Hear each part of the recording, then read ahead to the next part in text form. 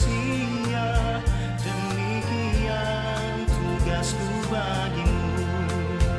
Ku kirim pada jiwa terhilang, menghibur hati yang telah hancur. Angkat salib dan doa bagi dunia, demikian perintahku bagimu. Ku kirim pada tempat yang sunyi, jauh dari sanak dan saudara, meninggalkan rumah kampung halaman dan bekerja di takkan hijauku.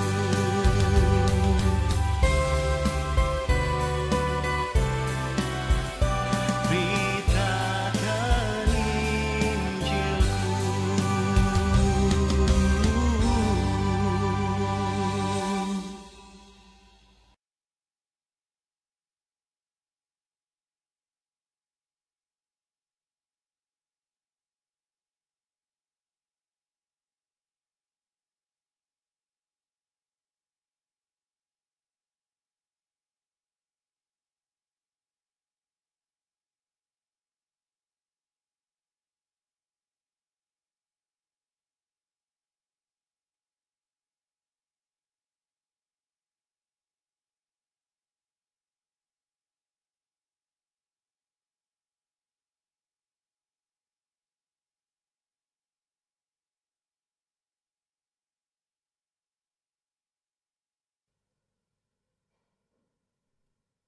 Belum ada, terima kasih.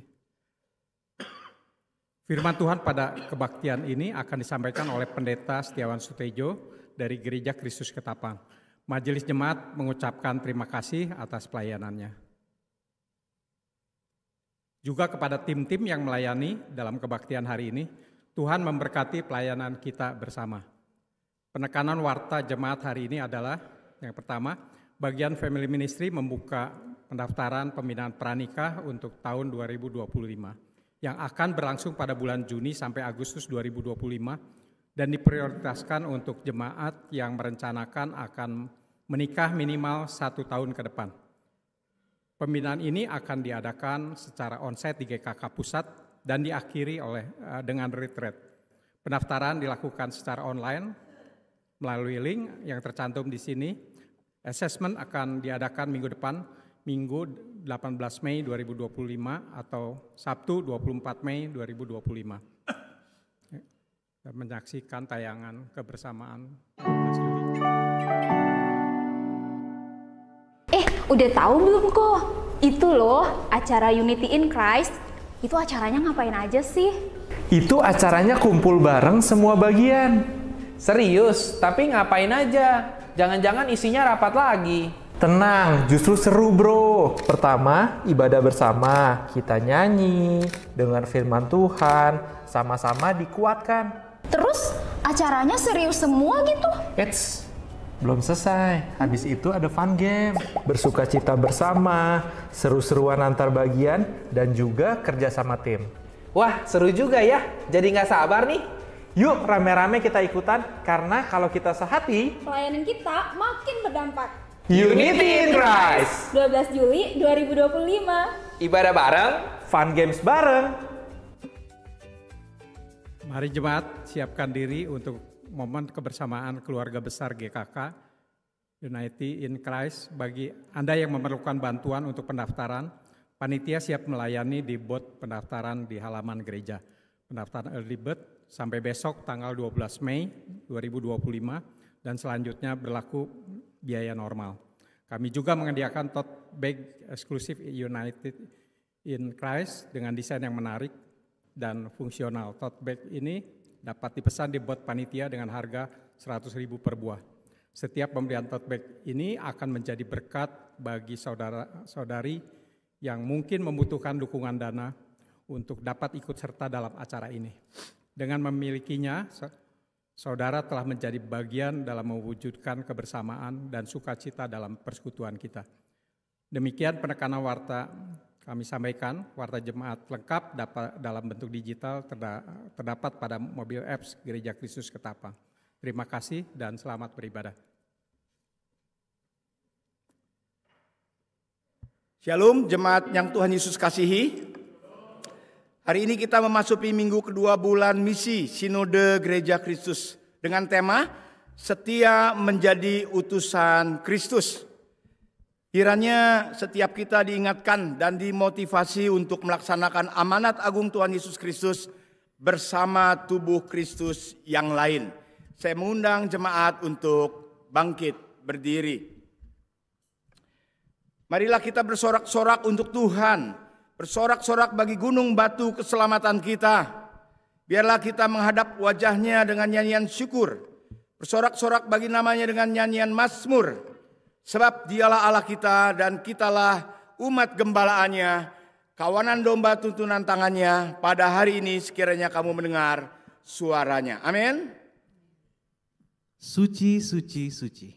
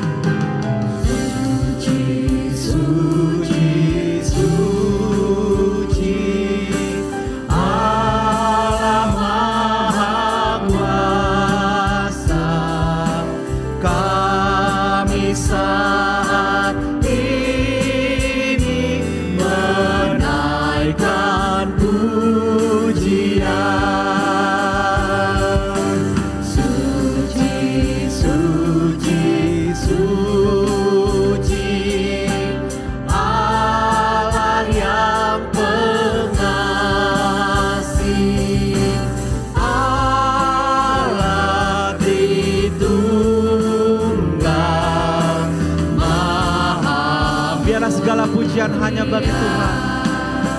Segala pujian bagimu, segenap nafas muliakanmu.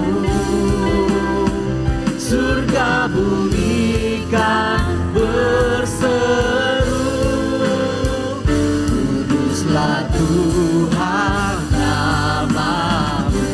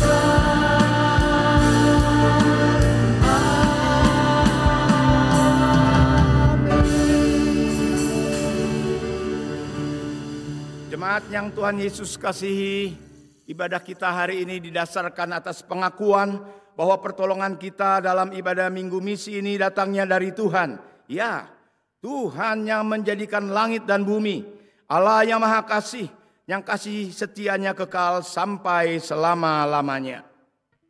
Kasih karunia dan damai sejahtera dari Allah Bapa kita dan dari Tuhan Yesus Kristus menyertai saudara sekalian. Juga menyertai saudara. Mulia bagi Bapa, bagi Anak serta Roh Kudus dari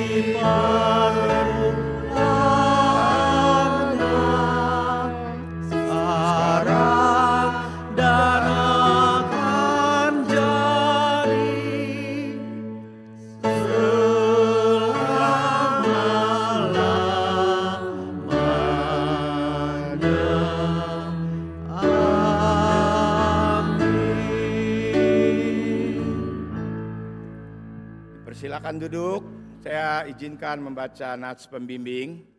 Kata firman Tuhan bagaimana tentang keselamatan? Kisah Para Rasul 4 ayat 12 berkata, dan keselamatan tidak ada di dalam siapapun juga selain di dalam Dia, yaitu Kristus. Sebab di bawah kolong langit ini tidak ada nama lain yang diberikan kepada manusia olehnya kita boleh diselamatkan. Sedangkan Yesaya 6 ayat 8 berkata, lalu aku mendengar suara Tuhan berkata, siapakah yang akan kuutus? Dan siapakah yang mau pergi untuk aku? Yesaya menjawab, maka sahutku, ini aku, utuslah aku. Amin. Mari kita pujian berkumandang suara dari seberang. Biarlah cahaya Tuhan yang terus membangkitkan semangat kita.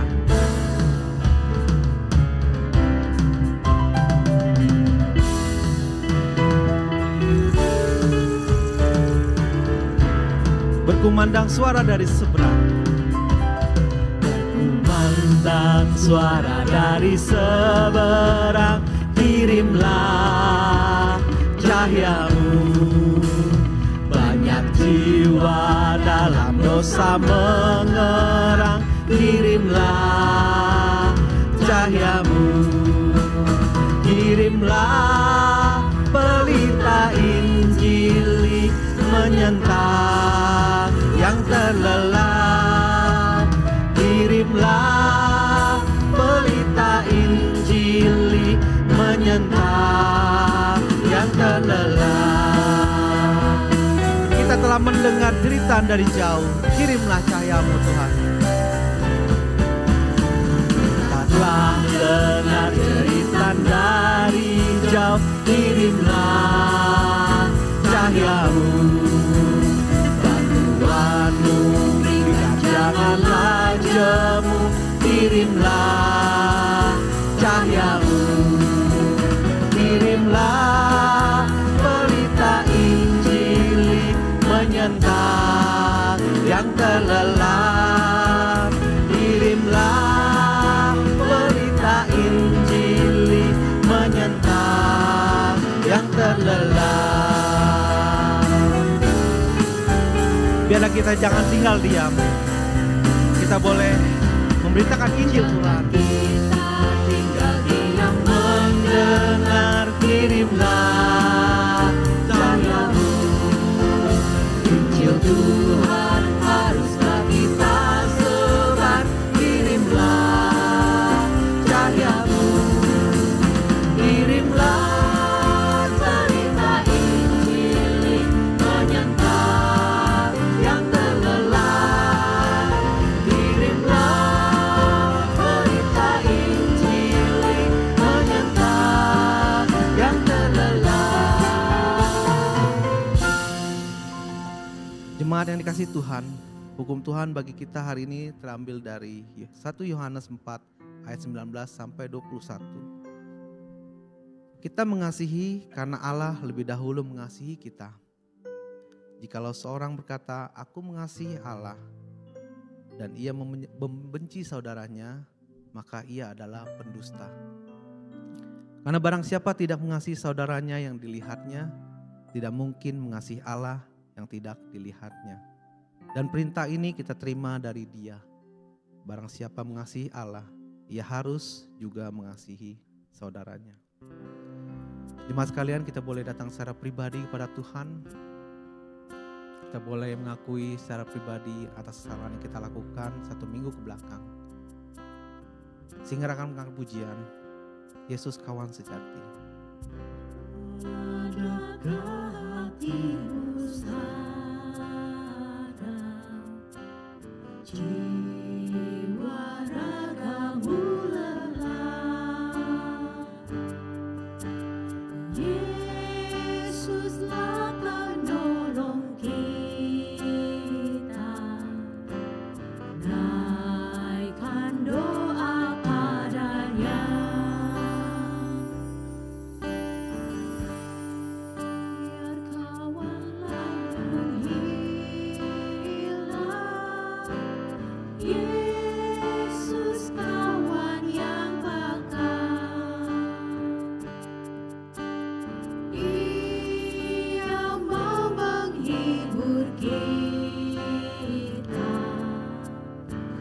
Mari kita boleh angkat pujian ini bersama-sama. Kita mau katakan Yesus kawan yang sejati bagi kita yang lemah. Yesus kawan yang sejati bagi kita yang lemah. Tiap hal boleh dibawa dalam doa padanya.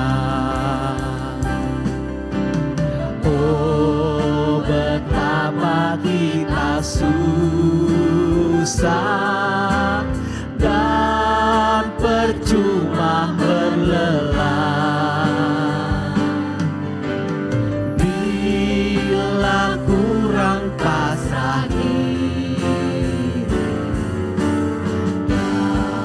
dalam doa padanya. Jika oleh pencobaan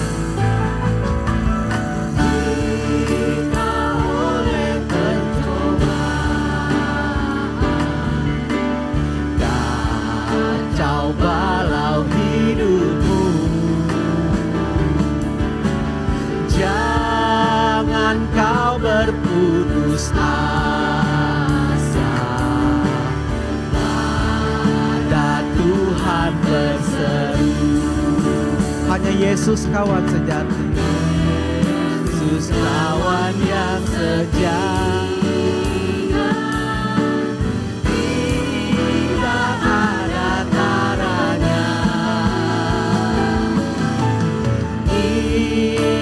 Tahu kelemahanmu, naikkan doa padanya.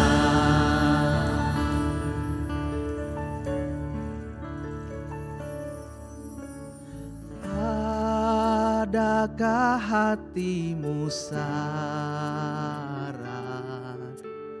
jiwa ragamu lelah? Yesuslah penolong kita, naikkan doa padanya. Biar kawan lain menghilang, Yesus kawan yang bakal. Ia mau menghibur kita atas doa padanya. Diberi kesempatan masing-masing untuk mengaku dosa secara pribadi di hadapan Tuhan. Hening sejenak.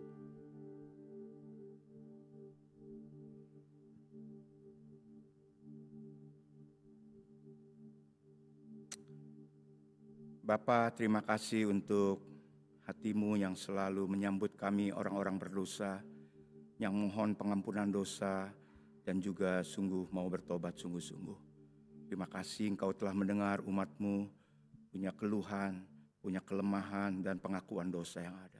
Kiranya oleh darah Tuhan Yesus, kamu boleh disucikan. Kami boleh layak datang kepada Tuhan bukan karena kami suci dan kuat gagah kami, tetapi karena kemurahan Tuhan. Karena Tuhan sudah mengampuni kami dan kesucian yang berasal dari Tuhan menghampiri hidup kami. Terima kasih Tuhan, hanya di dalam nama Tuhan Yesus kami mengucap syukur, selalu tangan Tuhan terbuka untuk mengampuni dosa-dosa kami. Amin. Saya mengajak kita semuanya berdiri.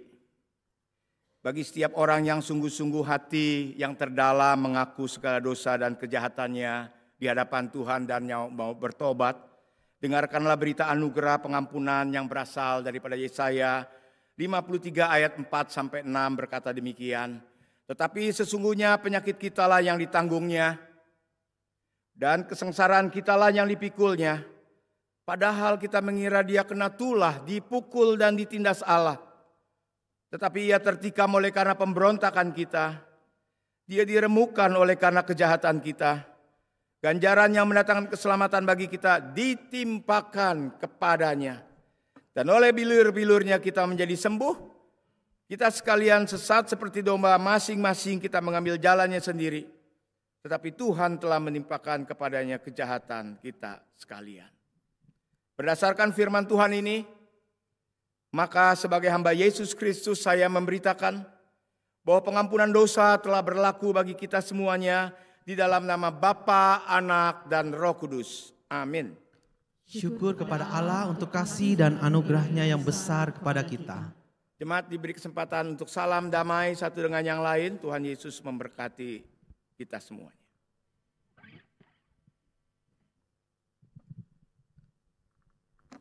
Ada sebuah pujian yang mengatakan keajaiban Tuhan. Yang mengatakan kasih-Nya ajaib bagi kita, rahmat-Nya tetap selamanya, dan tidak pernah berubah kasih-Nya. Mari kita memuji Tuhan dengan penuh sukacita. Yesus ajaib.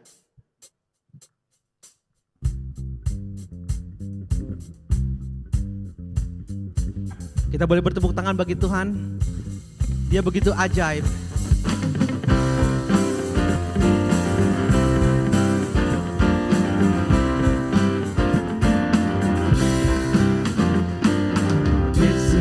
Ajaib, Tuhanku ajaib, kasih-Nya ajaib bagiku. Yesus ajaib, Tuhanku ajaib, rahmat-Nya kekal selamanya. Tak berubah, tak berubah kasih-Nya. Setiap hari bertambah indahnya. Sampai bumi berlalu dan habislah ragaku. Yesusku ajaib bagiku. Katakan Yesus ajaib.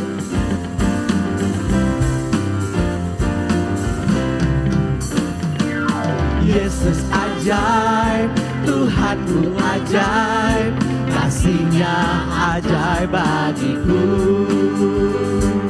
Yesus ajaib, Tuhanku ajaib, rahmat-Nya tetap selamanya. Sungguh tak berubah, tak berubah kasih-Nya. Setiap hari bertambah indahnya. Sampai bumi berlalu dan habislah ragaku. Yesusku ajaib bagiku. Kita sama-sama katakan Yesus. Setiap hari bertambah indahnya. Sampai bumi berlalu dan habislah ragaku. Yesusku ajaib bagiku. Bersama-sama katakan Yesus ajaib. Yesus ajaib, Dia berkuasa. Ada mukjizat sebab Yesus ajaib. Katakan Yesus ajaib. Yesus ajaib, Dia berkuasa. Ada mukjizat sebab Yesus ajaib. Yesus ajaib. Yesus ajaib, Dia berkuasa. Katakan ada mukjizat. Ada mukjizat. Ada mukjizat sebab Yesus ajaib.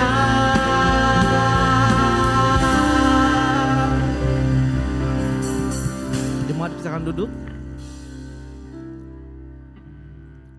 Kita mempersiapkan hati kita untuk mendengar firman Tuhan. Bila kita memiliki hati sebagai hamba, bila Tuhan sendiri yang mempersiapkan hati kita, boleh mendengar firman Tuhan. Kita akan pujian ini bersama-sama.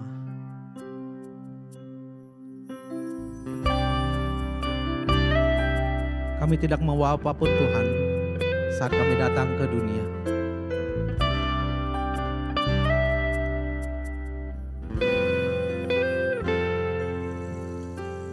Ku tak membawa apapun juga saat ku datang ke dunia. Ku tinggal semua pada akhirnya saat ku kembali ke surga. Sekali lagi kita katakan, apapun juga saat ku datang ke dunia. Ku tinggal semua pada akhirnya saat ku kembali ke surga. inilah kami Tuhan. Inilah yang ku punya, hati sebagai hamba yang mau taat dan setia padamu Bapa.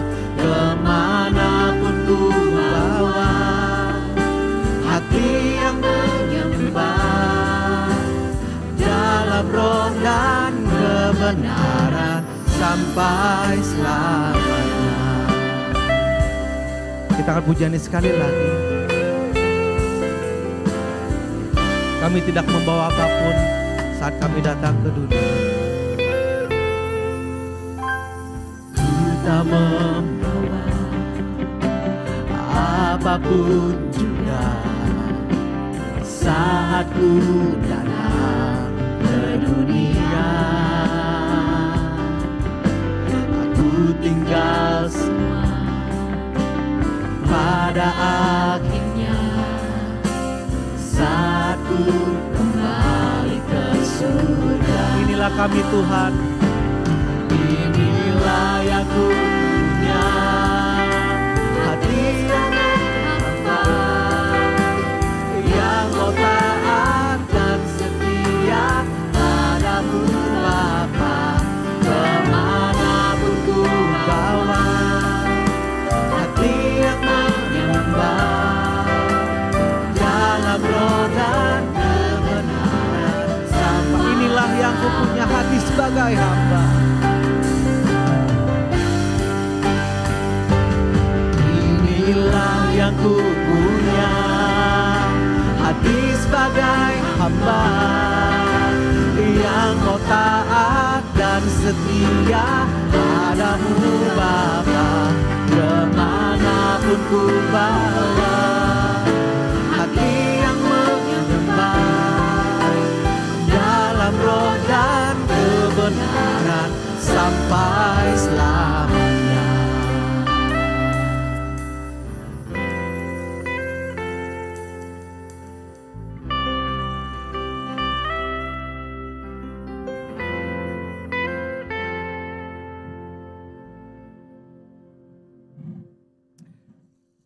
Terima kasih Tuhan, Tuhan mengingatkan kami dalam dunia ini kami datang tidak membawa apa-apa. Nanti pulang pun tidak membawa apa-apa. Tetapi ada amanat agung yang Tuhan titipkan bagi para orang yang sudah ditebusnya.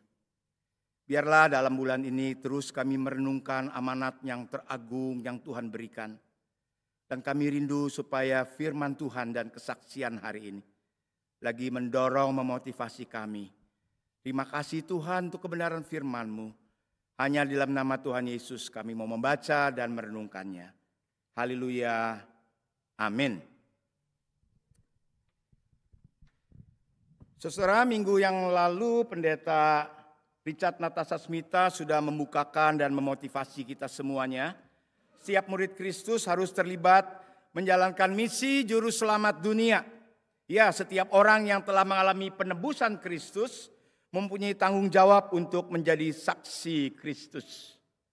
Hari ini kita mengundang Ibu Vina yang akan sharing apa yang beliau kerjakan di ladang misi.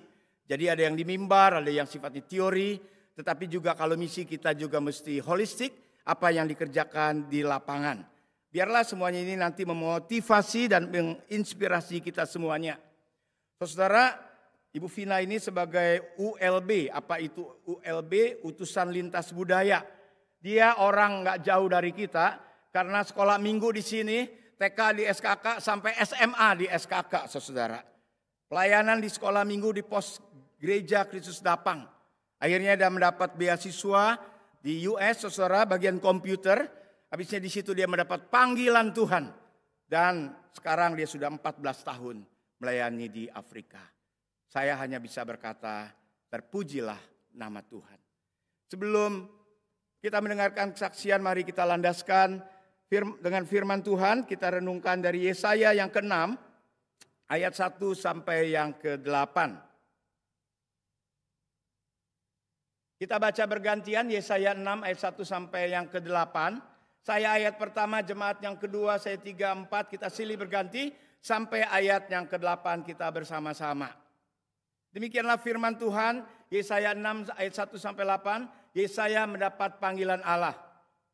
Dalam tahun matinya Raja Uzia, aku melihat Tuhan duduk di atas tahta yang tinggi dan menjulang. Dan ujung jubahnya memenuhi bait suci.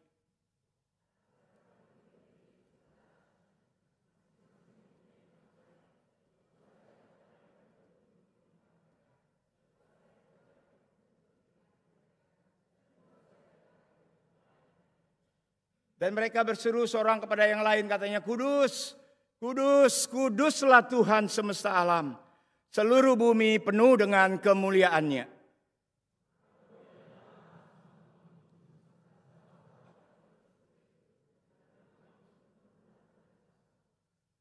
Ayat 5, lalu kataku, celakalah aku binasa, sebab aku ini seorang yang najis bibir. Dan aku tinggal di tengah-tengah bangsa yang najis bibir. Namun mataku telah melihat Sang Raja, yakni Tuhan semesta alam.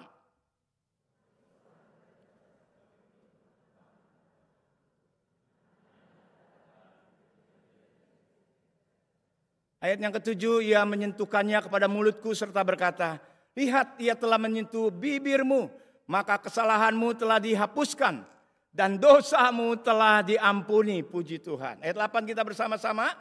Lalu aku mendengar suara Tuhan berkata, siapakah yang akan kuutus? Siapakah yang mau pergi aku? Maka jawab, ini aku, utuslah. Saudara, saya mulai dengan gambar ini, kelihatan ya.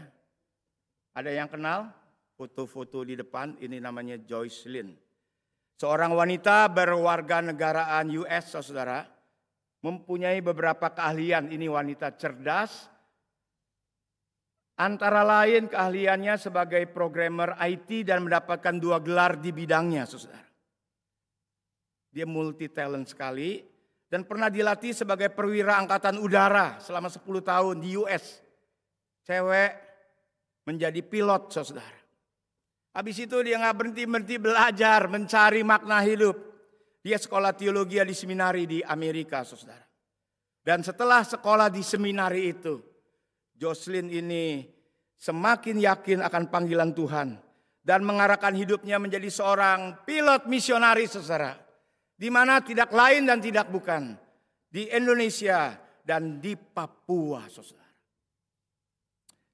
Cerita singkat kesaksiannya dengan semua keahliannya, dia mempunyai mimpi yang suci, ada mimpi yang kotor, ada mimpi yang suci, dan dia dapat mewujudkan dalam melayani dan menolong orang-orang di pedalaman Papua. Antara lain pekerjaan dia pelayanan di Papua. Dia bisa hidup senang di Amerika, meninggalkan segala sesuatunya. Datang ke Papua, bukan kota Jakarta, saudara. Dia menerbangkan pasokan untuk para misionaris yang ada di pedalaman. Jadi pilot-pilot pakai pesawat kecil, tiap hari terbang pagi hari. Itu ada penterjemah para misionaris di pedalaman perlu pasokan, dia yang mengirim. Bukan itu saja, menjadi tenaga bantuan kemanusiaan. Membawa obat-obatan waktu COVID. Waduh, sangat penting sekali. Orang-orang yang seperti ini. Apalagi menolong orang yang ada di pedalaman. Dia menjadi tenaga bantuan kemanusiaan. Membawa obat-obatan, perlengkapan sekolah di desa-desa. Di pedalaman Papua. Wah, ini mimpi suci dan terwujud dalam pelayanannya. Ia juga membantu mengatur sistem komputer karena bidang di IT dari Amerika. Supaya mereka mendapatkan akses internet. Bukan hanya di Amerika, Jakarta, di Petojo saja yang punya internet. Dia usahakan di pedalaman supaya ada akses internet. Serta membawa pasien darurat medis ke kota. Jadi kalau orang pedalaman sakit, itu dibawa pakai pesawat terbang, saudara. Mulia sekali pekerjaan orang-orang yang seperti ini.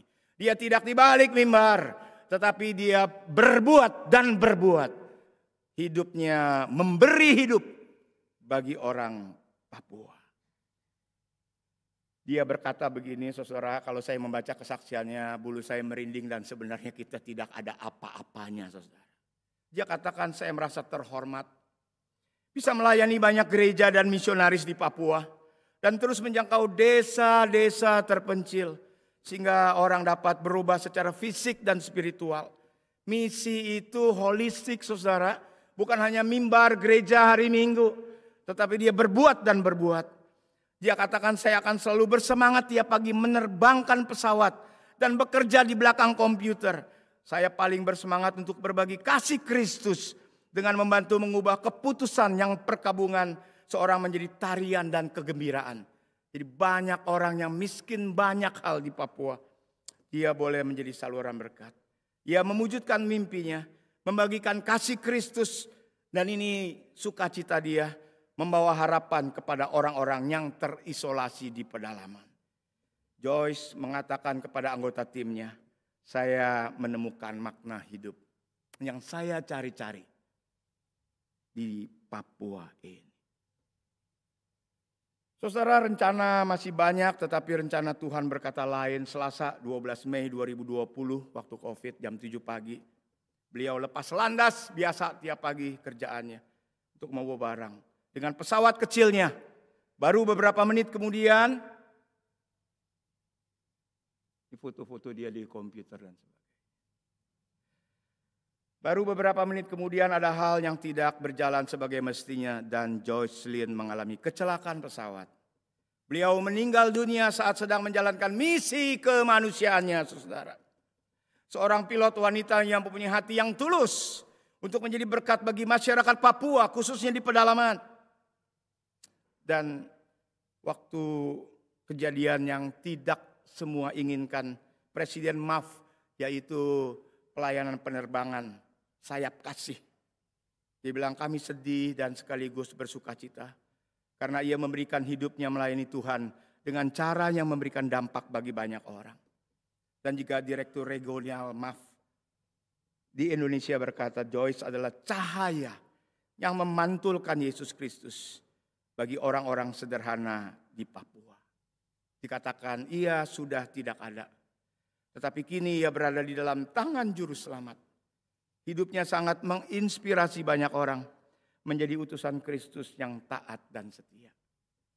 Waktu acara kedukaannya kami ikut Zoom, semua komunitas yang pelayanan di Papua sangat menyayangkan. Tetapi satu segi kedaulatan Tuhan lebih tinggi daripada keinginan manusia. Yang saya mau katakan, dia melayani, memberi diri, hidup bermakna, taat dan setia sampai akhir hidup.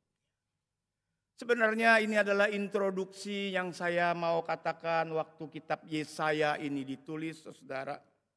Karena Yesaya adalah utusan Tuhan yang taat dan setia ribuan tahun sebelum Jocelyn, saudara. Dalam waktu singkat mari kita bisa melihat nats ini ada 3 tahapan melalui nats ini, saudara.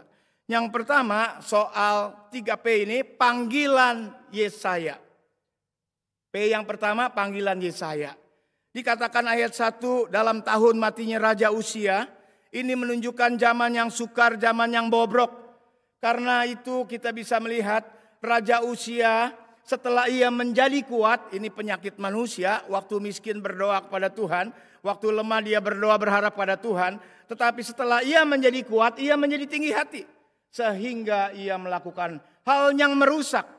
Terjemahan baru yang kedua Lai menulis terjerumus binasa. Hati-hati orang yang dipakai oleh Tuhan, orang yang diberkati oleh Tuhan. Setelah ia kuat, dia hebat, dia menjadi tinggi hati. Ini zaman Raja Uzia, di dalam tahun matinya itu Yesaya melayani. 2 Tawarik 26-23, kemudian Uzia mendapat perhentian bersama nenek moyangnya. Nah itu tentang Uzia. Sekarang bagaimana rakyatnya?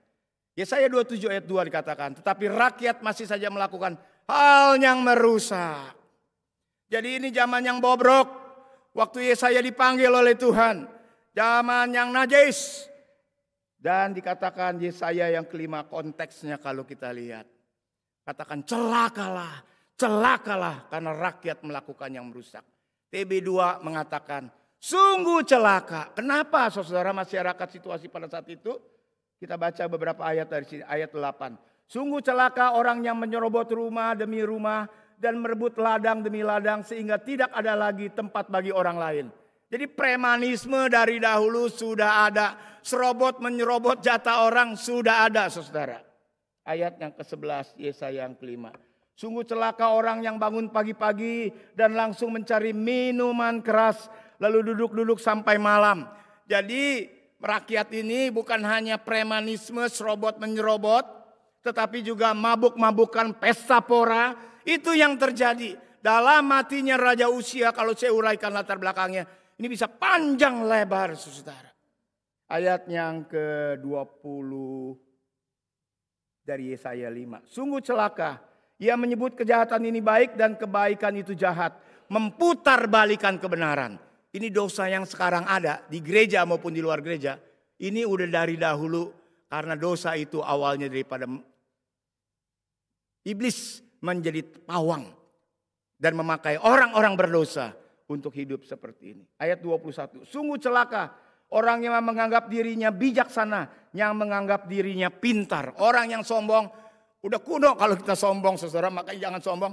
Sudah dari zaman dahulu. Dan ini dikatakan celakalah, celakalah. Bahkan TB2 mengatakan sungguh celaka. Kalau melayani di gereja Ketapang, baik-baik saudara. Tetapi kalau melayani orang-orang yang seperti ini rakyatnya, bobrok, zaman yang rusak saudara. Saya mau katakan, semua pelayanan kalau mau nyaman jangan pelayanan saudara. Karena dari zaman baheula sebelum Kristus, ini 700 sebelum Kristus saudara. Orang-orang yang dipanggil oleh Tuhan, ada jalan salib bukan jalan kemakmuran saja. Kalau nggak ada tantangan, nggak ada perbedaan, itu bukan pelayanan, itu milik kita saudara. Tetapi diingatkan panggilan itu milik Tuhan. Dan unik sifatnya. Kok ada orang mau kayak Jocelyn, ada orang mau kayak gini. Menurut sekuler bodoh ya. Tetapi buat dia terhormat.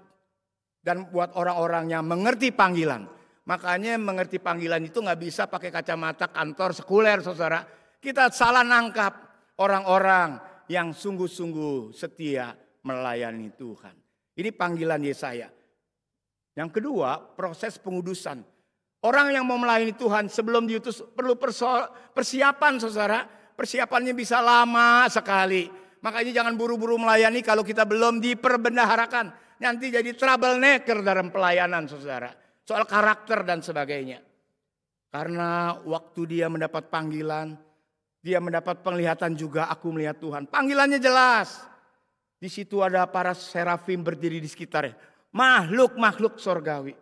Dan makhluk-makhluk sorgawi itu berkata, kudus, kuduslah Tuhan semesta alam. Dan kalau sudah datang kekudusan Tuhan, sekali lagi saudara, kalau orang yang sudah melayani merasa hebat dan sebagainya, tambah jauh dari kekudusan Tuhan. Yang saya belajar dari Alkitab, kalau kekudusan Tuhan datang, orang itu merasa diri berdosa dan tidak ada apa-apa. Apa yang terjadi pada seseorang kalau kekudusan Tuhan dia alami? Di ayat yang kelima, pengakuan dosa yang ada saudara. Celakalah aku binasa, sebab aku ini seorang yang najis bibir, dan aku tinggal di tengah-tengah bangsa yang najis bibir. Lalu salah satu serafim itu, makhluk-makhluk sorgawi, terbang ke arahnya, membawa bara dan sepit. Menyentuh bibir Yesaya, hal itu berbicara penyucian, kenajisan, sehingga dosanya dihapuskan. Maka kesalahannya dihapuskan dan dosanya telah diampuni. Tidak ada misi tanpa doa dan pengampunan dosa. Tidak ada misi dan pelayanan tanpa kita dikuduskan. nanti menjadi troublemaker dalam pelayanan di lapangan, saudara. Ini tahapan dari Alkitab, dari zaman baheula, yaitu panggilan. Jangan sekali-sekali mengerti panggilan menurut kantor dan pikiran kita yang sekuler seenak-enaknya saja, saudara. Kalau begitu, Jocelyn mah orang ini adalah orang-orang yang bodoh yang menyerahkan diri pada Tuhan. Buat mereka orang yang mengabdi kepada Tuhan, ini suatu kehormatan, makna hidup, dan sampai kekekalan, saudara. Persiapan dalam pengutusan itu penting sekali. Jangan buru-buru. Musa berapa puluh tahun? Saya 12 tahun belajar Alkitab masih bodoh saja, saudara. Kita terus disiapkan, kita terus diproses, kita terus dikuduskan. Supaya waktu kita masuk pelayanan efektif. Bukan orang karena kita bertobat. Tetapi Tuhan bisa memakai nyanyian kita, kata-kata kita, pujian kita, perbuatan kita. Bukan kehebatan kita, apa saja Tuhan pakai. Kita hanya alat yang tidak berguna kalau tidak dipakai oleh Tuhan. Dan P yang ketiga, habis panggilan Tuhan yang unik. Proses pengudusan dan persiapan yang sangat panjang lebar. Dan P yang ketiga adalah pengutusan. Sesudah ada pengudusan, ada proses persiapan. Lalu aku mendengar suara Tuhan berkata, siapakah yang akan diutus untuk aku? Siapakah yang mau pergi untuk kita? Ini dalam terjemahan baru, Allah Tritunggal kelihatan juga di Yesaya 6 ayat 8. Terjemahan lama itu aku, saudara. Tetapi saya lihat terjemahan baru untuk kita. Sahutku, ini aku, utuslah aku. Kalau boleh disimpulkan, ada 3P, panggilan Yesaya, proses dan persiapan pengudusan Yesaya, dan baru pengutusan. Kalau kantor, profit terus. Tetapi kalau gereja dan Alkitab mengajarkan, habis diberkati menjadi saluran berkat. Habis mendapat keselamatan, harus memberitakan. Ini perspektif di dalam kitab Yesaya. Hari ini kita mengucap syukur karena ada lulusan SKK. Ibu Vina bisa datang ke depan. Mari kita sambut bertepuk tangan untuk mendengarkan kesaksian. Sudah 14 tahun di Afrika. Tuhan memberkati pelayanan.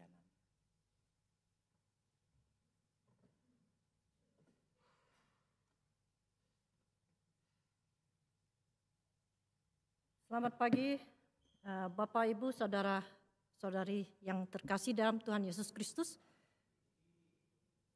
Saya mengucap syukur bisa berada di sini. Gereja Kristus Ketapang, setiap kali saya kembali seperti pulang ke rumah. Puji-pujiannya, tata ibadahnya itu sangat familiar, ya. Jadi saya merasa sangat nyaman.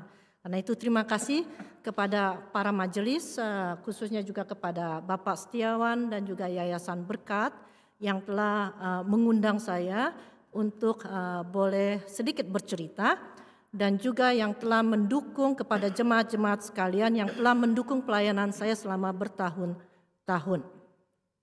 Nama saya adalah Vina dan saya melayani di bawah Badan Misi SIM. Sebelum saya mulai sedikit bercerita, saya ingin membagi satu ayat yang menjadi panduan saya selama saya bergumul apakah saya mau mengikuti panggilan Tuhan atau tidak. Ayat yang diberikan pada saya dari Tuhan adalah Yesaya 15 ayat 16. Yohanes 15 ayat 16. Bukan kamu yang memilih aku, tetapi akulah yang memilih kamu. Aku telah menetapkan kamu supaya kamu pergi dan menghasilkan buah, dan buahmu itu tetap, supaya apa yang kamu minta kepada Bapa dalam namaku diberikannya kepadamu. Ini adalah ayat yang menjadi satu pegangan saya saat saya bergumul dan juga pada saat-saat saya mengalami kesulitan dalam melayani Tuhan. Karena ayat ini memberikan saya pegangan bahwa bukan saya yang memilih untuk pergi ke misi, tetapi Tuhan yang memilih saya. Dan dia juga berjanji. Mari sedikit memberikan perkenalan tentang diri saya. Saya lahir di Jakarta. Saya seperti Pak Setiawan bilang, saya bersekolah di Ketapang, di sini. Ya, dari TK sampai dengan SMA. Zaman dulu saya suka kelakar bilang kalau Ketapang bikin universitas langsung juga masuk Universitas Ketapang. Saya mengambil S1 Universitas di Jakarta di Bina Nusantara. Dan saya juga bersekolah minggu dari kelas 3 SD dan mengikuti juga persekutuan remaja di Gereja Ketapang ini. Kemudian karena saya pindah ke Kelapa Gading, saya kemudian mulai melayani di bagian sekolah minggu di Gereja Kelapa Gading. Tuhan membuat satu keajaiban dengan memberikan saya kesempatan untuk kuliah S2 di Amerika. Saya bilang ini keajaiban, kenapa? Karena keluarga kami bukan keluarga kaya. Kami keluarga menengah ke bawah. Karena itu adalah satu anugerah yang luar biasa bahwa saya bisa pergi ke Amerika untuk mengambil S2. Tetapi bisa Bapak Ibu lihat nanti ini merupakan satu rencana Tuhan untuk mempersiapkan saya ke ladang misi. Setelah saya selesai kuliah, saya bekerja di perusahaan komputer dan perusahaan keuangan di Silicon Valley, California. Tapi ini adalah latar belakang yang tidak penting yang bisa Bapak Ibu lupakan sama sekali. Karena ini enggak ada hubungannya. Nah, yang perlu Bapak Ibu ingat adalah ini. Saya berasal dari keluarga Katolik Buddhis. Dalam keluarga saya yang paling kacau kerohaniannya. Kecilnya sering pergi ke berdoa hio dengan keluarga. Lalu kemudian pergi sekolah minggu di Gereja Kristus, yaitu Gereja Injili. Katekisasinya di Gereja Katolik. Dibaptisnya di Gereja Pantekosta. Tapi kemudian dipanggil Tuhan untuk kembali ke Gereja Injili, Gereja Kristus. Tapi Bapak Ibu lihat itu semuanya hanya untuk membina saya, untuk mempersiapkan saya menuju ke ladang misi. Saya lahir baru pada saat saya di SMP di sekolah Kristen Ketapang ini. Saya ingat itu tahun 1983. Tapi saya mengenal misi saat di Amerika. Kalau saya tidak ke Amerika, saya nggak akan kenal misi. Saya akan tetap berjalan di sini, mungkin sudah punya keluarga, anak cucu, mungkin sampai sekarang. Tapi Tuhan punya rencana tersendiri. Tahun 2005, saya menerima panggilan Tuhan saat saya mengikuti pelatihan perspektif. Mungkin Bapak Ibu juga mengenal pelatihan ini adalah pelatihan untuk mengenal misi. Di tahun 2007 saya mulai bergabung dengan Badan Misi Wycliffe, yaitu Badan Penterjemah Alkitab. Di tahun 2009 saya mulai meninggalkan pekerjaan saya untuk memulai melakukan persiapan untuk pelayanan penuh waktu. Dan kemudian saya mulai berangkat untuk melayani penuh waktu di Afrika di tahun 2011. Pelayanan saya terletak di Afrika. Mayoritas penduduk di sana beragama Islam. Kristen Protestan hanya berkisar 6%. Kurang lebih setengah dari penduduknya adalah anak-anak balita sampai remaja. Dan 66% penduduknya yang berusia di atas 15 tahun itu buta aksara. Jadi hanya 34% yang mengenal baca dan menulis. Pada tahun 2011 saat saya dipanggil ke ladang misi yang pertama kali di bawah Badan Misi Penterjemah Alkitab Wycliffe, saya dipanggil sebagai tenaga misionaris profesional di bidang audio video. Kadang-kadang kita berpikir konsep misionaris tradisional adalah yang bisa bermisi hanya mereka yang bisa berkhotbah dan membangun gereja. Tetapi itu adalah konsep misionaris tradisional. Waktu saya dipanggil Tuhan itu yang saya pikir juga. Tuhan sebenarnya memanggil saya, waktu Tuhan memanggil saya bergulat dan saya sangat merasa kecewa, ya. Karena saya pikir saya mau melayani bidang misi, tetapi saya tahu saya tidak bisa berkhotbah. Saya tidak pergi ke sekolah Alkitab atau sekolah pendeta, yang saya pergi sekolah minggu. Saya jadi nggak dipanggil untuk berkhotbah, tapi saya mau melayani Tuhan. Tapi kemudian saya mendengar dan dikuatkan dengan kesaksian-kesaksian para misionaris lain yang berkata ya tidak semuanya dipanggil untuk melayani di dalam firman Tuhan. Seperti yang Pak Setiawan tadi sudah sampaikan, Ibu Joycelyn itu tidak dipanggil untuk mengabarkan Injil dengan berkhotbah. Tetapi dia dipanggil untuk menjadi pilot. Dan saya pada yang pertama kali dipanggil bukan untuk berkhotbah tetapi untuk melayani di bidang audio visual. Saya melayani di bidang para penterjemah Alkitab dengan membantu mereka membuat Alkitab yang sudah diterjemahkan di dalam bahasa lokal di dalam bentuk video dan audio. Seperti yang tadi sudah saya sampaikan, 66% penduduk di sana masih tidak mengenal baca tulis. Karena itu Alkitab yang sudah diterjemahkan tidak ada artinya untuk mereka karena mereka tidak membaca, tidak bisa membaca. Karena itu saya membantu para pendeta dan para penterjemah Alkitab untuk menyajikan Alkitab tersebut dalam bentuk audio atau di dalam bentuk video sehingga mereka yang tidak bisa membaca pun bisa mempunyai akses kepada kabar baik. Pada tahun 2016 saya merasa Tuhan sudah memanggil saya bilang, saya sudah cukup, saya akan pindah. Tetapi secara luar biasa Tuhan punya rencana lain. Di tahun 2016 Tuhan kirim 9 anak ke tempat saya, ke rumah saya. Dari 9 anak ini saya mulai pelayanan anak sampai saat ini. Pelayanan saya dimulai dengan adanya klub anak-anak, yaitu anak-anak tetangga, anak-anak di sekitar lingkungan datang ke rumah untuk mendengarkan firman Tuhan dan memuji Tuhan. Seperti sekolah minggu kecil, tetapi bukan di gereja dan bukan di hari Minggu. Dari klub anak-anak ini kemudian pelayanan berkembang karena Tuhan kita luar biasa dan begitu banyak anak-anak yang masih perlu mendengarkan Tuhan. Klub anak-anak ini berkembang menjadi program pembinaan anak-anak prasekolah bagi anak-anak yang tidak mampu di desa dan juga anak-anak yang tidak bisa bersekolah.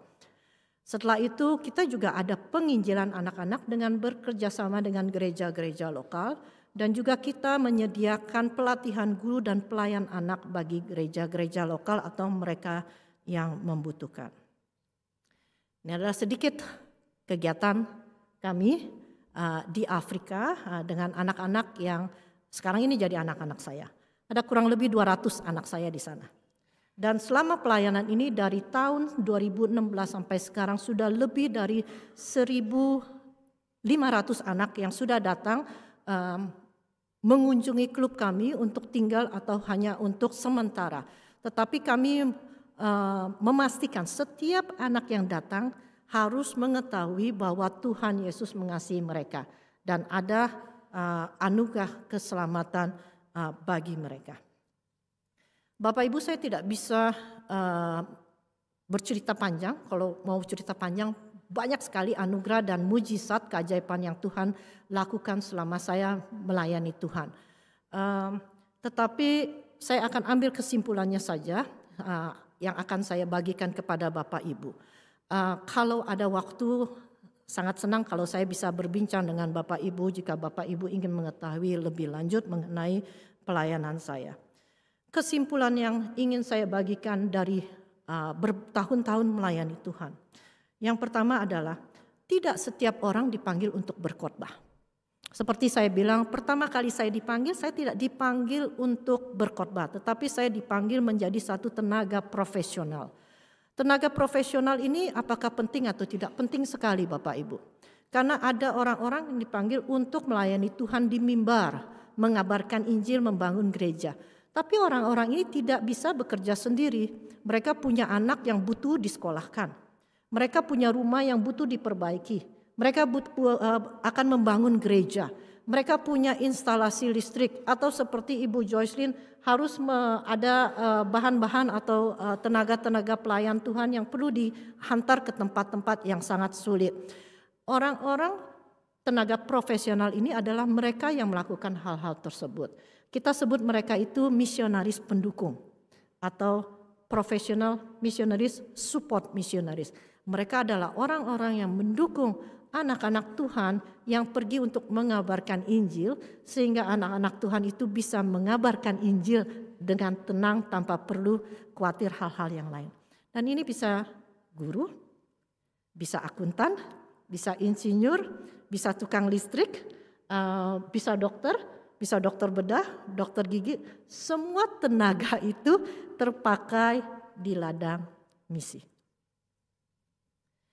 Tidak setiap orang dipanggil untuk pergi Kebetulan saya dipanggil untuk pergi. Ya. Tapi tiap-tiap orang dipanggil untuk melayani di bidang misi. Orang yang pergi tidak bisa pergi sendiri. Harus ada yang mengirim. Ya. Pelayan Tuhan yang dipanggil untuk melayani Tuhan penuh waktu, mereka nggak bisa bekerja. Kalau mereka kerja, mereka tidak lagi bisa konsentrasi penuh untuk mempersiapkan diri mereka untuk melayani Tuhan. Karena itu harus ada yang mendukung mereka. Kalau kita tidak dipanggil untuk pergi, kita dipanggil untuk mendukung mereka.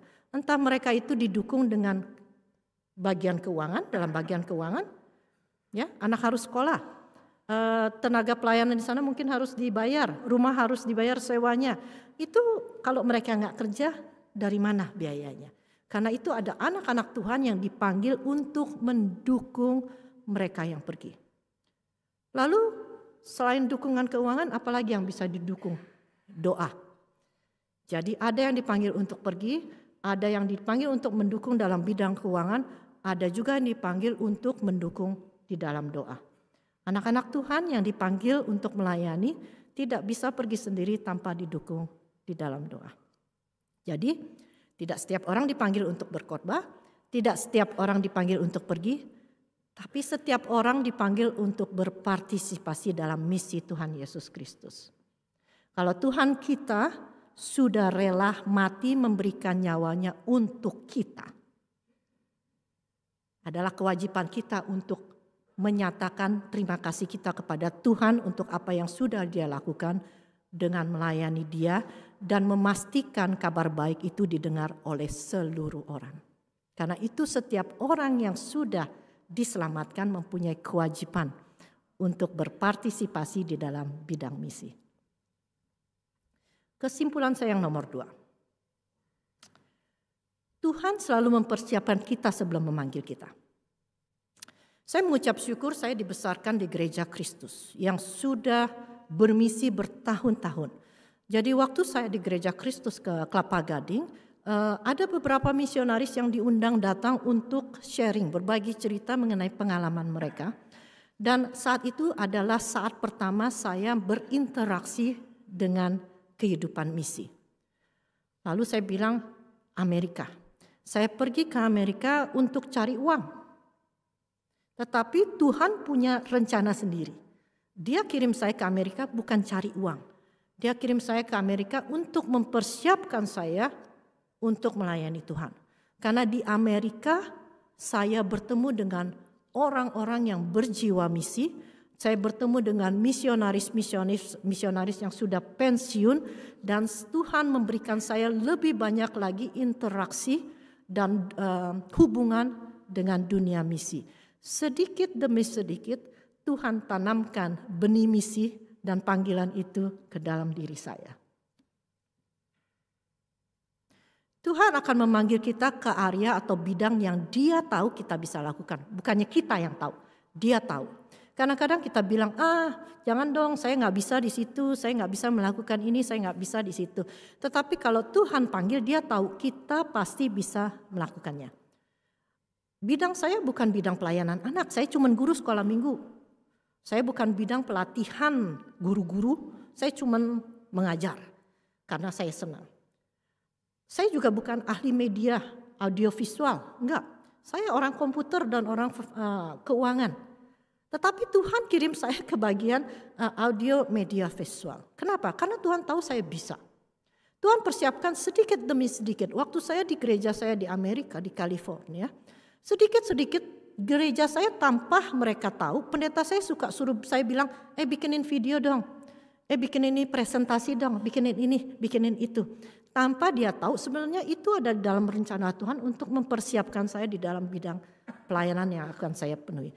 Tuhan tahu apa yang Dia butuhkan. Dan Dia sudah mempersiapkan kita jauh hari sebelum kita sadar kita mendapat panggilan Tuhan. Setelah kita menjawab iya, Dia akan mempersiapkan kita lebih lanjut. 2 tahun saya dipersiapkan sebelum saya bisa pergi ke ladang misi. Karena Dia ingin supaya saya bisa berhasil. Yang ketiga, Kita tidak akan bisa melakukan panggilan Tuhan dengan mengandalkan diri sendiri saja. Bapak Ibu, waktu anak-anak Tuhan menjawab iya untuk pergi ke ladang pelayanan, sebenarnya saat itu mereka menjawab iya untuk pergi ke ladang tempur. Pada saat anak Tuhan bilang, ya Tuhan, saya mau melayani Tuhan, ya Tuhan, saya akan pergi. Saat itu sebenarnya dia mendeklarasikan kepada iblis, saya akan berperang dengan engkau. Dan iblis saat itu juga mendeklarasikan, saya akan berperang dengan engkau. Karena itu anak-anak Tuhan yang dikirim ke ladang pelayanan, entah di gereja, entah di ladang misi, mereka tidak bisa pergi sendiri. Kalau mereka pergi sendiri, jatuh mereka nggak akan kuat. Terus terang, secara jujur saya bilang, kalau saya pergi sendiri mengandalkan diri sendiri, 6 bulan pertama sejak saya sampai di Afrika saya sudah akan kembali. Nggak kuat. Ya. Tetapi saya punya tim. Tim saya ini adalah orang-orang yang tidak bisa pergi. Mereka mau pergi sama saya, tetapi mereka tidak bisa. Tetapi mereka punya jiwa untuk membawa kabar baik juga kepada orang-orang. Hanya mereka tidak bisa pergi. Jadi apa yang mereka lakukan? Mereka masuk ke dalam tim saya, menjadi pendukung pelayanan saya. Mereka adalah mitra-mitra saya. Saya punya lebih dari 100 orang yang mendukung saya dalam bidang keuangan. Misionaris tidak digaji ya Bapak Ibu. Tidak seperti zaman dulu. Zaman dulu digaji full. Misionaris zaman sekarang harus cari duit sendiri. Karena itu kalau mereka nggak dapat mitra pendukung, mereka harus cari kerja supaya mereka bisa terus melayani. Dan itu bukan hal yang baik. Dan saya punya lebih dari 100 orang yang memberikan komitmen kepada saya, tiap bulan saya akan kasih kamu berapa duit. Kadang-kadang mereka nggak dapat, nggak kirim. Seperti ada beberapa orang bilang, oh maaf ya saya tidak bisa mendukung kamu karena Tuhan panggil saya untuk mendukung misionaris yang lain. Tidak apa-apa. Dan juga maaf ya beberapa bulan ini saya tidak bisa karena orang tua saya sakit. Saya jadi harus alihkan dananya untuk membantu keluarga. Tidak apa-apa. Tapi ada orang-orang yang mendukung pelayanan saya. Yang kedua, orang-orang mendukung dalam doa. Kalau tidak ada orang-orang yang mendukung saya dalam doa selama 14 tahun, 16 tahun ini, saya nggak mungkin bisa. Ya, karena itu Bapak Ibu jangan khawatir. Setiap orang dipanggil Tuhan untuk melayani Tuhan dengan mengabarkan Injil. Bapak Ibu bilang saya sudah tua. Bapak Ibu saya punya mitra umur 80 tahun. Baru kemarin ini meninggal umur 88 tahun kalau nggak salah. Baru kemarin. Selama 16 tahun itu dia mendukung saya loh. Di dalam doa. Ya, jadi Oma, Opa, jangan takut. Merasa saya sudah tua. Oh, kesehatan saya tidak baik. Oma, Opa bisa juga mendukung pelayanan misi. Dengan berdoa bagi orang-orang yang dikirim ke ladang misi. Tapi doanya bukan setahun sekali pada saat bulan misi. Doanya harus secara rutin.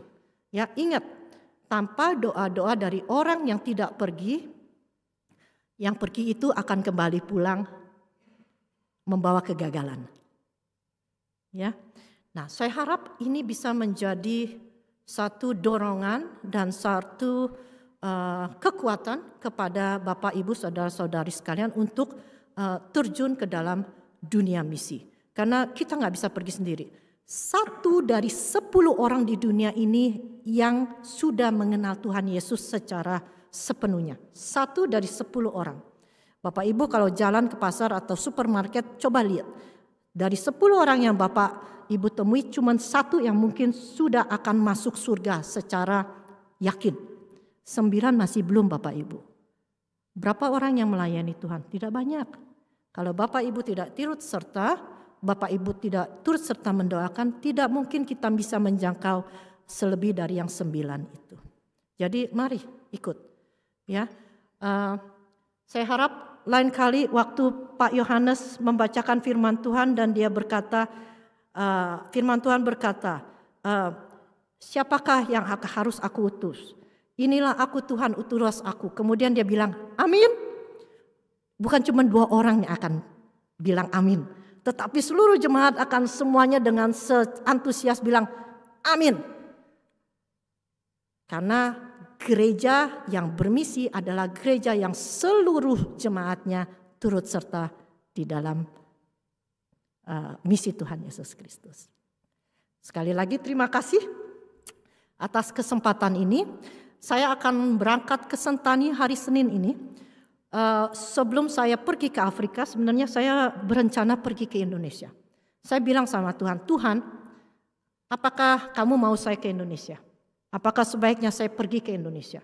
Karena saya orang Indonesia, saya tahu bahasa mereka, saya tahu budaya mereka, dan saya juga punya KTP dan paspor Indonesia. Jadi saya bisa melayani dengan bebas di sini. Tuhan bilang enggak. Ya, tetapi belum waktunya. 16 tahun menunggu dan baru saat ini saya bisa melayani. Ini juga dengan panggilannya ya. Nanti kita doakan dalam doa syafaat. Besok ya berkat Pak Yosua, Pak Slamet, Ibu Vina dan Pak Tompul sudah ada di Papua untuk berangkat besok melayani di Papua. Sekarang pengakuan iman rasuli.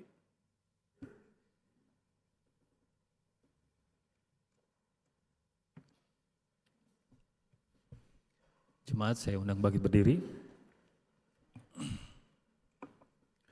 Jemaat yang dikasihi oleh Tuhan Yesus Kristus, bersama dengan orang percaya di segala abad dan tempat, marilah kita mengikrarkan pengakuan iman kita dengan berkata, Aku percaya kepada Allah, Bapa yang Maha Kuasa, Khalik langit dan bumi, dan kepada Yesus Kristus, anaknya yang tunggal Tuhan kita, yang dikandung dari Roh Kudus, lahir dari anak darah Maria, yang menderita di bawah pemerintahan Pontius Pilatus, disalibkan, mati dan dikuburkan, turun ke dalam kerajaan maut.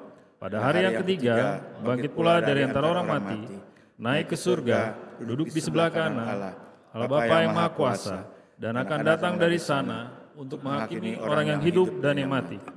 Aku percaya kepada Roh Kudus, gereja yang kudus dan am, persekutuan orang kudus, pengampunan dosa, kebangkitan orang mati, dan hidup yang kekal. Amin. Silakan duduk.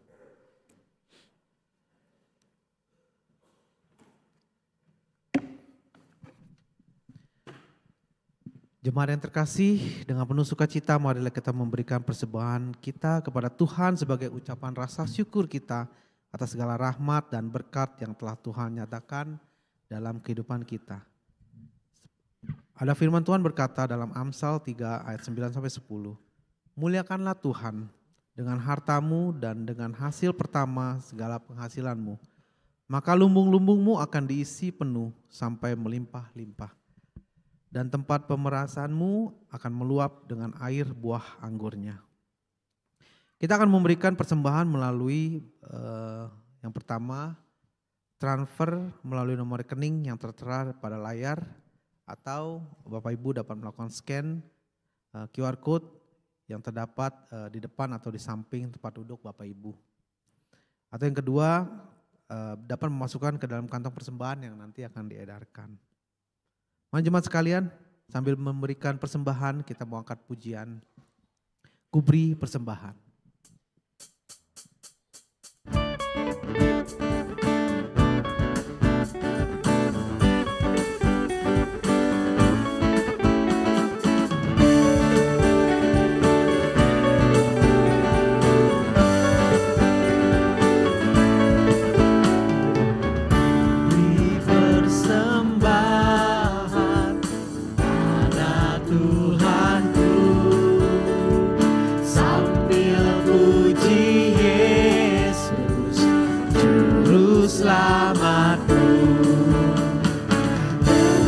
Sukaria bumi padamu dan merasa kaya dalam Tuhan. Musik akan mengangkat pujian ini.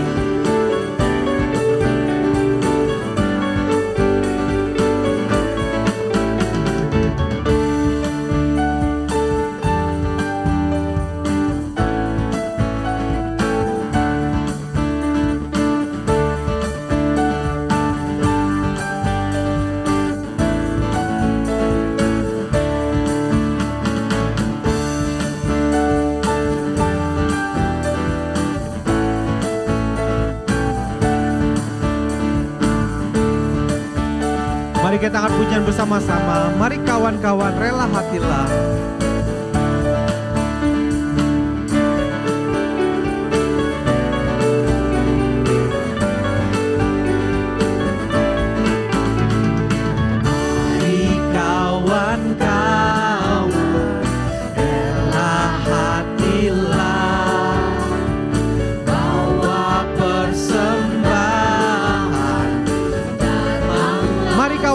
Rela hatilah.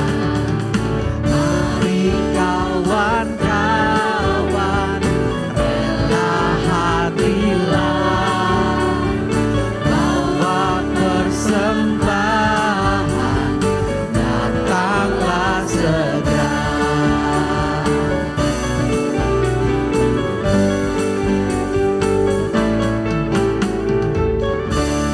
Puji Tuhan, sebelum kita masuk ke doa syafaat dan persembahan, ada video klip dari Klinik Pratama.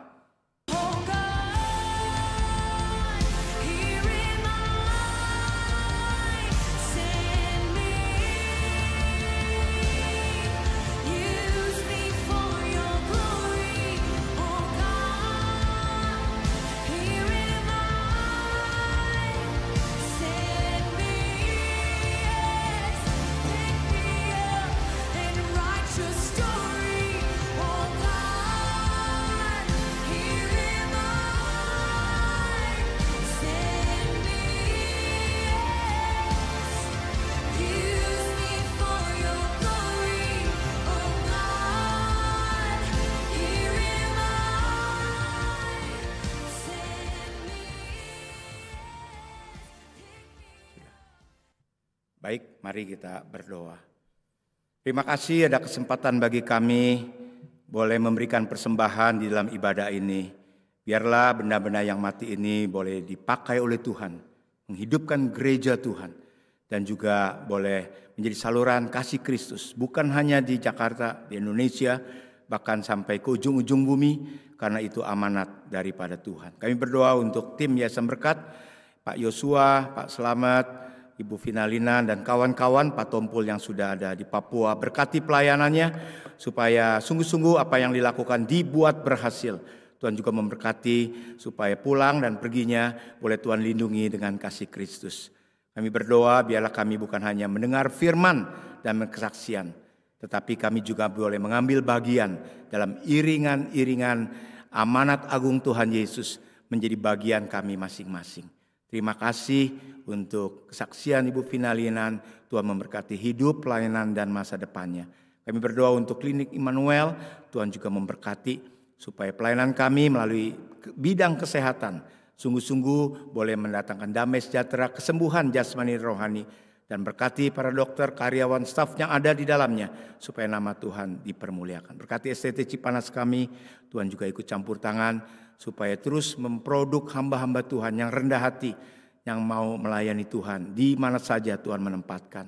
Kami juga berdoa untuk SKK kami, Tuhan memberkati semua dinamika yang ada di dalamnya supaya pertumbuhan, perkembangan, perbaikan boleh terjadi. Sehingga 4 yayasan yang Tuhan berikan bagi Gereja Ketapang kami dapat pertanggungjawabkan, kami dapat kembangkan, dan boleh pelayanannya berbuah-buah banyak.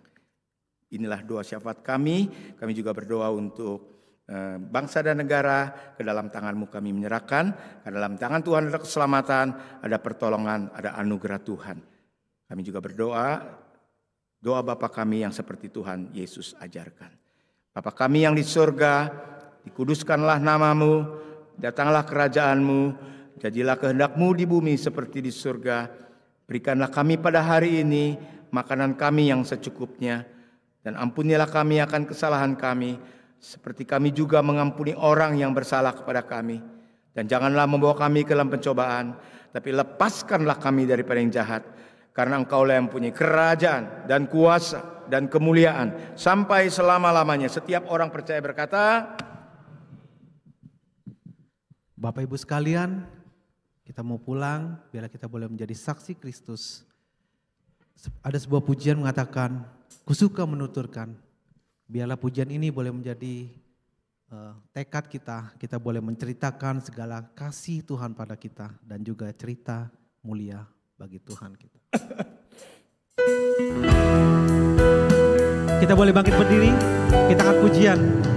Ku suka menuturkan cerita mulia.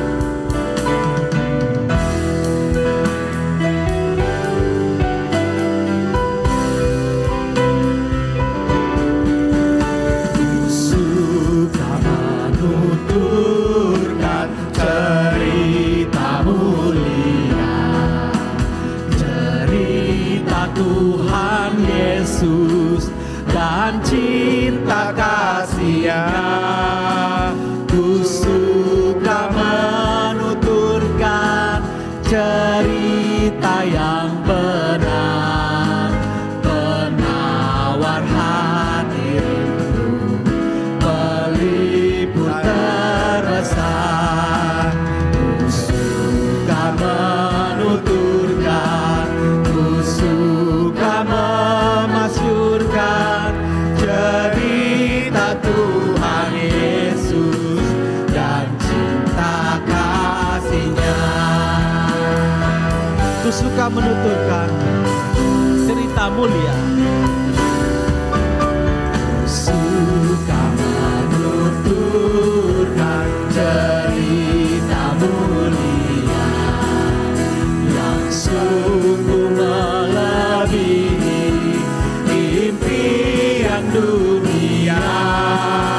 Ku suka menuturkan semua padamu, sebab cerita itu membawa selamatmu. Ku suka menuturkan, ku suka memasyurkan cerita Tuhan Yesus dan cinta kasih-Nya. Kami akan menuturkan setiap cerita mulia bagi Tuhan. Suka menuturkan cerita mulia, setiap ku ulangi betapa manisnya. Ku suka menuturkan sabda-Nya yang besar, dan yang belum percaya supaya mendengar. Ku suka menuturkan, ku suka memasyurkan cerita Tuhan Yesus dan cinta. Ku suka menuturkan, Ku suka menuturkan, ku suka memasyurkan cerita Tuhan Yesus dan cinta kasih-Nya.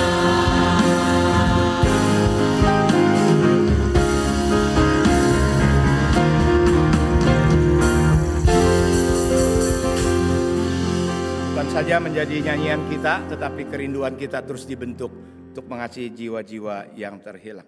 Jemaat kekasih, pulanglah dengan damai sejahtera dan terimalah berkat Tuhan. Tuhan memberkati engkau dan melindungi engkau. Tuhan menyertai engkau dengan wajah-Nya dan memberi engkau kasih karunia. Dan Tuhan menghadapkan wajah-Nya kepadamu dan memberi engkau damai sejahtera. Setiap orang berkata, Kepada Allah dipuji, serta kepada Al-Masih, Roh Kudus muliakan. Berkat